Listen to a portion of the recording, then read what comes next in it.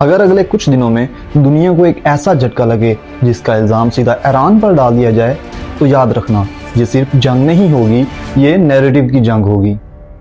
और जो इस वक्त चल रहा है वो आम नहीं है, वो सीधा सीधा एक बड़ी चाल का सिग्नल लग रहा है। और अगर आपने इसे समझ लिया तो आप गेम समझ जाओगे। डोनाल्ड ट्रंप फिर पलट गया।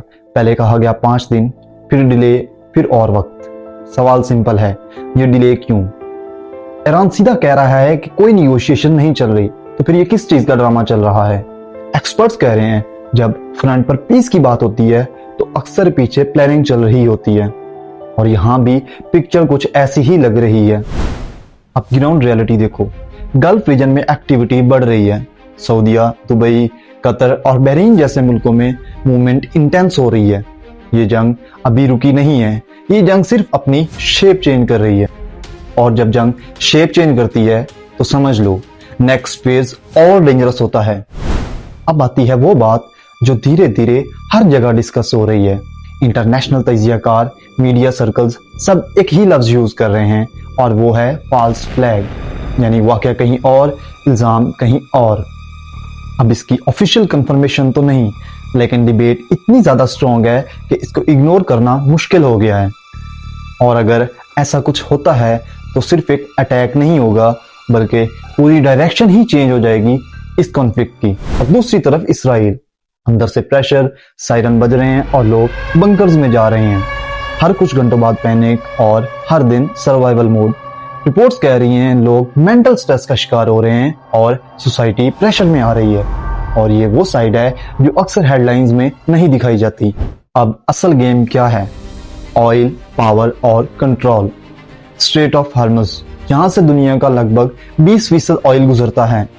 सोचो, अगर यहाँ कुछ भी होता है तो सिर्फ एक मुल्क नहीं, पूरी दुनिया हिलती है। अब डिस्कशन चल रही है टोल टैक्स और कंट्रोल की। दुनिया के कई मुल्क अपने रोड्स पर टोल टैक्स लेते हैं। अब अगर ईरान भी ये करता है तो कई लोग इसे उसका राइट कह रहे हैं। लेकिन असल सवाल ये है कि कंट्रोल किसके हाथ में होगा? हर तरफ से रिपोर्ट्स आ रही हैं डैमेज, कैजुअल्टीज और डिस्ट्रक्शन की, लेकिन नंबर्स क्लियर नहीं। हर सोर्स अलग बात कर रहा है, इसलिए कंफर्म फिगर अनसर्टेन है। लेकिन एक चीज क्लियर है कि नुकसान दोनों तरफ हो रहा है और जंग का बोझ हमेशा आवाम उठाती है। अब सबसे बड़ा सवाल, पाकिस्तान क्या करेगा? Already internal challenges, security issues, economy. ऐसे में अगर डिसीजन लिया जाता है तो वो सिर्फ सियासी नहीं होता, वो स्ट्रेटेजिक होता है और रिस्की होता है। अगर इन्वॉल्व होता है तो रिस्क, और अगर दूर रहता है तो प्रेशर, मतलब कि दोनों तरफ आग। अब जरा जूम आउट करो, ये सिर्फ एक रीजनल कॉन्फ्लिक्ट नहीं, ये एक ग्लोबल पावर शिफ्ट हो सकता है। अलाइसेंस चेंज हो सकती हैं और इकोनॉमीज इंपैक्ट हो सकती हैं। और सबसे इंपॉर्टेंट, नैरेटिव डिसाइड करेगा कि दुनिया किस तरफ जाती है।